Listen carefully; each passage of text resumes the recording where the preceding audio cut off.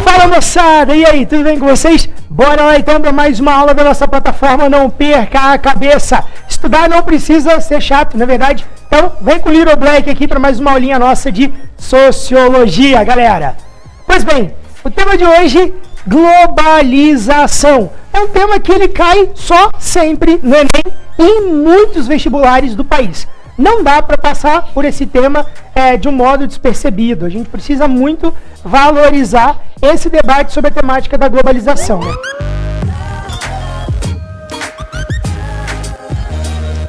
Se você nasceu depois da década de 90, você talvez, já ali em 2000, por aí, talvez você não tenha vivido na prática os efeitos da globalização. Claro, a gente sempre vive alguns efeitos, mas da década de 90 para cá, quem nasceu ali em 85, por aí, quem teve uma adolescência, pré-adolescência na década de 90, pôde vivenciar essas mudanças que ocorreram ao longo do processo de globalização, tá? E aí a gente vai entender um pouquinho quem nasceu depois. Não tem problema nenhum, você também entende, é óbvio que entende, a gente tem vários exemplos para dizer isso daí. E a gente vai discutir um pouquinho hoje a partir da perspectiva da sociologia sobre a questão da globalização, né? Bom, primeira coisa que nós temos que entender, a globalização é um processo de integração, né? Onde as barreiras que separam, elas são deixadas de lado, né? Então, se junta ali pontos convergentes, né? Então, processo de integração política, econômica e cultural mundial, tá? Então, debates de ideias, do ponto de vista e perspectiva política. Então, você vai ver países e grupos com afinidades iguais, debatendo, discutindo. Integração econômica, do ponto de vista financeiro, o surgimento de grupos, um exemplo, Mercosul, outro exemplo, União Europeia, né? E, por último, cultura também, integração da cultura mundial. Basta ver a quantidade de roupas e acessórios e utensílios de outros países que você utiliza, né? O seu tênis da Nike, né? O seu aparelho da Apple, e por aí vai. A maioria das empresas não são empresas nacionais e trazem produtos para cá e muitas vezes fabricam esses produtos para cá também. E essa também é uma questão proposta dentro do debate sobre a globalização, tá? Bom, característica principal da globalização: o avanço nos meios de transporte e comunicação. Então, a gente vê hoje a facilitação que tem, por exemplo, de locomoção, né, de você estar do outro lado do continente, em outro continente, né, do outro lado do oceano, ou até mesmo do outro lado do mundo, com uma rapidez incrível que antes nós não tínhamos. Outro exemplo é a comunicação. Infelizmente, quando a gente tem algum atentado, por exemplo, no mundo, ou morre uma figura que seja popular, a gente sempre tem a notícia quase que instantaneamente. Quando acontece tragédias, as pessoas compartilham fotos e vídeos via WhatsApp, porque a informação ela é em tempo real, ela acontece o tempo todo. Isso é uma característica da globalização, tá? Bom, alguns processos aqui que também estão presentes dentro desse arcabouço da globalização para a gente discutir, né? Mas antes eu queria falar uma coisa aqui que acho que vale a pena, né? Quando a gente fala, por exemplo, de processos de integração cultural, observe, por exemplo, isso daí, você que é jovem, que está assistindo, você que também não é jovem, está assistindo essa aula, vai me entender, né? Olha quantos estilos musicais que nós desconhecíamos, né? E hoje em dia fazem parte do nosso cotidiano. Um exemplo mesmo é o K-pop, né? Que a galera gosta, um público jovem adora, e não é da nossa cultura, mas foi trazido para cá e assimilado por muitos grupos juvenis, né? Também você ter acesso a bandas internacionais, artistas internacionais, que assim, eles acabam promovendo, rompendo barreiras e chegando até nós. Então, essa questão da cultura, do processo de integração cultural, ele é um processo muito interessante. O caminho inverso também existe, tá? Por exemplo, se você vai para a Europa e Estados Unidos, né, se você vai ler sobre ou perguntar para pessoas que já foram lá, você vai ver que eles têm um apreço muito grande pela música popular brasileira. É muito comum nos Estados Unidos. Um exemplo desses daí, de cantores brasileiros, deu uma engasgada agora, de cantores brasileiros que fizeram sucesso na Europa, é o Seu Jorge, por exemplo, né, na Europa, Estados Unidos. Ele levou a música brasileira para lá, né, ele começou a tocar lá, e lá ele conseguiu expandir aí o seu mercado, depois vindo para o Brasil, e aí sim, se tornando uma figura importante dentro da música popular brasileira, tá? Então, os de fora também consomem elementos culturais nossos, assim como nós consumimos elementos culturais dos de fora, tá? Bom, algumas características que nós já vemos, e é muito legal que aqui, gente, nessa aula, a gente encontra um momento, e isso é bem interessante, de diálogo entre as ciências humanas, né? Eu estou falando aqui da perspectiva sociológica, principalmente das questões da globalização econômica e cultural, mas você vai ver questões do ponto de vista das finanças, né? Você vai ver questões relacionadas à história e questões também relacionadas à geografia, e claro, também filosóficas, né? De teorias filosóficas, econômicas aí. Então é muito abrangente o debate, ele é muito interessante para a gente, porque é um ponto de convergência entre as áreas de ciências humanas, tá? Bom, pois bem, na globalização nós temos algumas características. Primeira delas ali, ó, mundialização das finanças, né? Você vai ver aí, por exemplo, a ideia americana, né, do dólar como uma moeda mundial, universal, né? Que ela ganha o mesmo peso, por exemplo, do ouro, como uma moeda de forte valor. Processos migratórios também é uma característica muito forte. Discussões sobre preservação ambiental. Então você vai ver surgindo grupos de preservação e debates sobre preservação ambiental. Questões, geralmente a ONU promove esses encontros, né? Ou outros tratados por aí, onde os países eles se reúnem para diminuir a emissão de gases tóxicos, né, desmatamento, sei lá, com propostas, ou sempre teorias e teses propositivas do ponto de vista da preservação ambiental. Empresas transnacionais, isso aqui é muito, muito, muito, muito globalização, isso aqui é muito tema que cai, tipo, sempre, sempre. Essa parada das empresas transnacionais, tá? E eu vou explicar o que elas são, porque isso é muito importante para a gente parar aqui um pouquinho. As empresas transnacionais são aquelas que rompem os muros, tá? da sua nacionalidade, então elas se espalham como forças econômicas pelo mundo. E isso é muito interessante dentro do processo de globalização, porque assim, às vezes você vai ver uma empresa alemã, ela monta ela faz as peças, fabrica as peças no Brasil, ela monta o carro na Coreia, e cada país vai ter ali uma responsabilidade sobre, porque ela vai sempre olhar para o ponto de vista financeiro, aonde que fica mais barato ela poder montar, fabricar, né, e vender o carro, e aí ela vai se estabelecendo como uma potência em vários países diferentes. Nós temos muitas multinacionais aqui no Brasil, né, que na verdade são transnacionais, né? Elas estão presentes em vários países diferentes aí, tá? Então essa ideia dos transnacionais são grupos econômicos que eles acabam indo para além rompendo as suas fronteiras e se espalhando por locais diferentes dentro do nosso mundo, tá?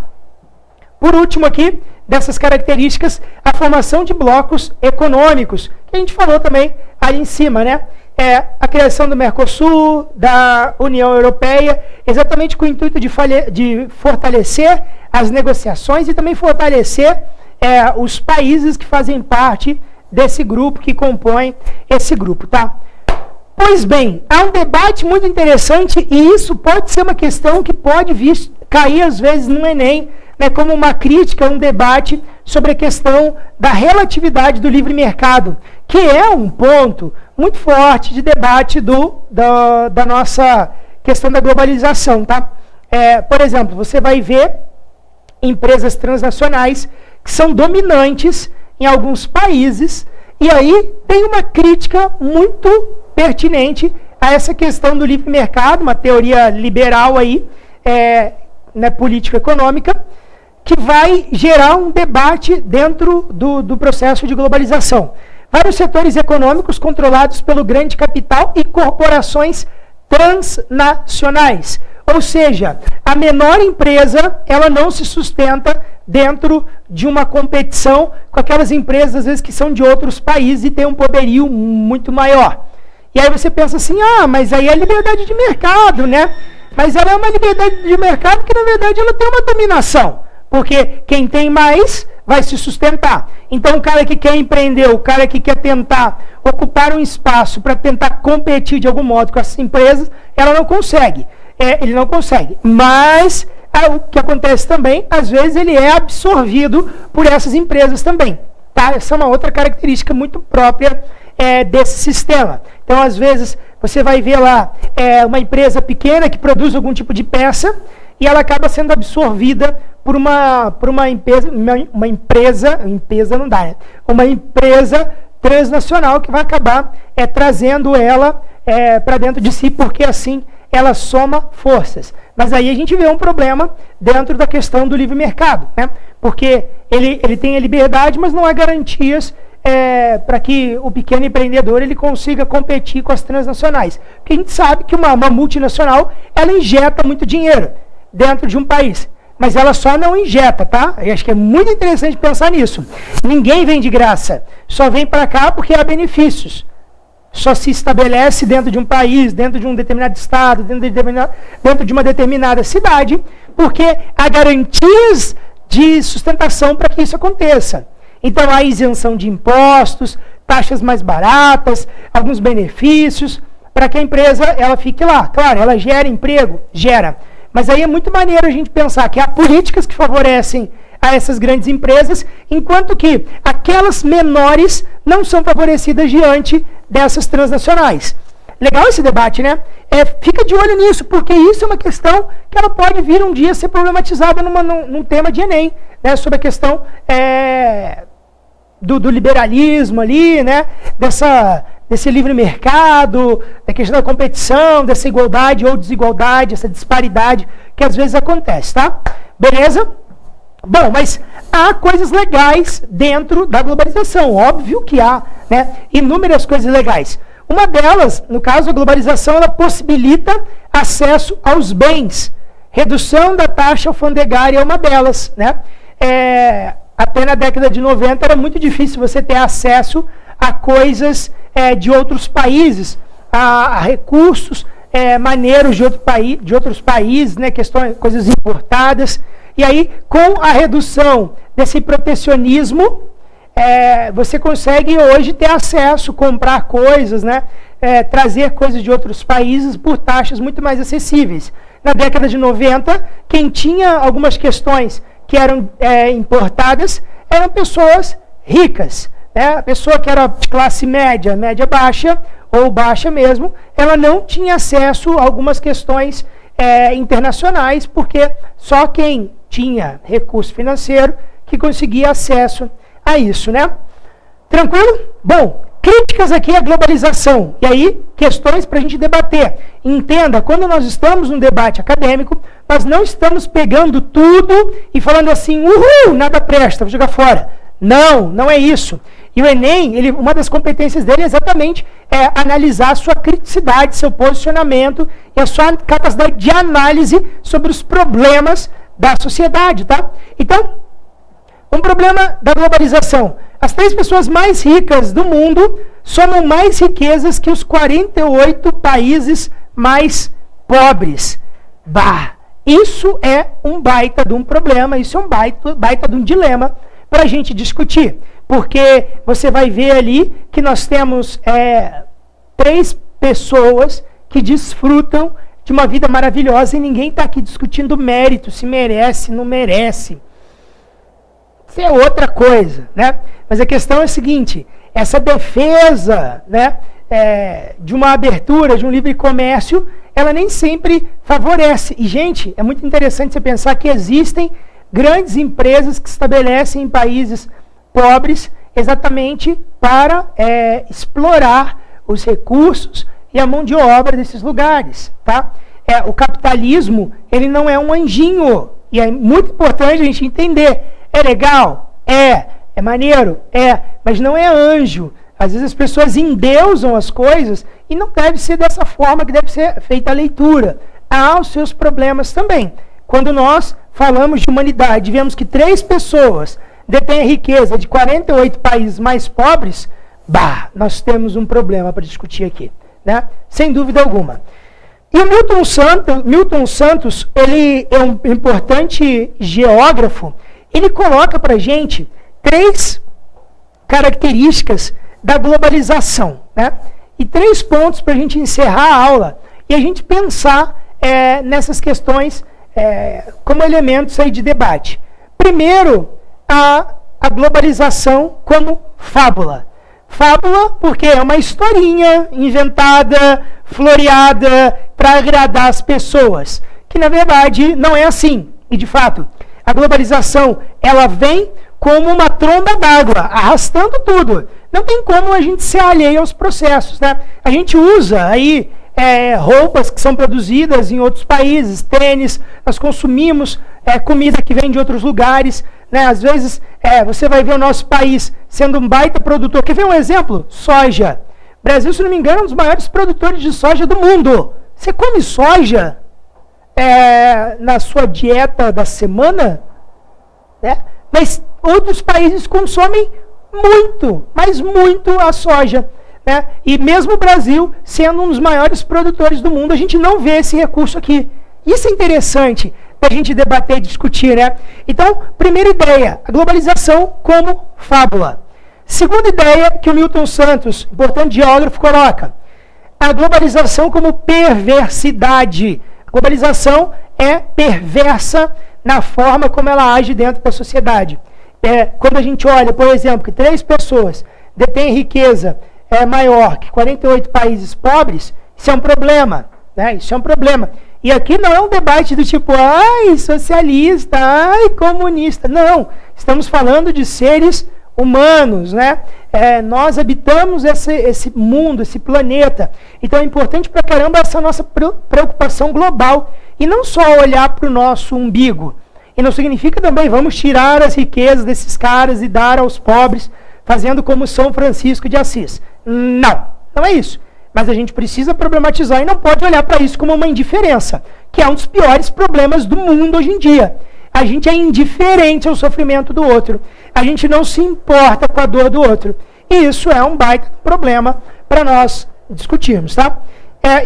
E a última ideia, a globalização como possibilidade. Criar uma teoria de globalização que possa, de fato, favorecer, ser uma globalização includente e não excludente, com o intuito de trazer todos para dentro do debate, né, e de um modo ou de outro favorecer a todos. Nós não esgotamos o tema da globalização aqui, a gente vai ver globalização em outras áreas, e de agora em diante, esse tema da globalização, ele sempre vai estar junto, né, ele vai fazer algumas entradas assim dentro das nossas aulas de agora em diante, porque é um tema da atualidade, é um tema da contemporaneidade, e ele é importantíssimo para a nossa amada sociologia. Beleza, galera? Muito obrigado, espero que seus estudos estejam aí em dia, lindos, maravilhosos. Lembre-se, cara, o que você está fazendo agora é para o teu futuro, vale muito a pena, não desista. Eu sei que às vezes é meio cansativo, mas não desista, vamos juntos que a gente vai chegar lá, tá bom? Beijo no seu coração e até a próxima. Até mais.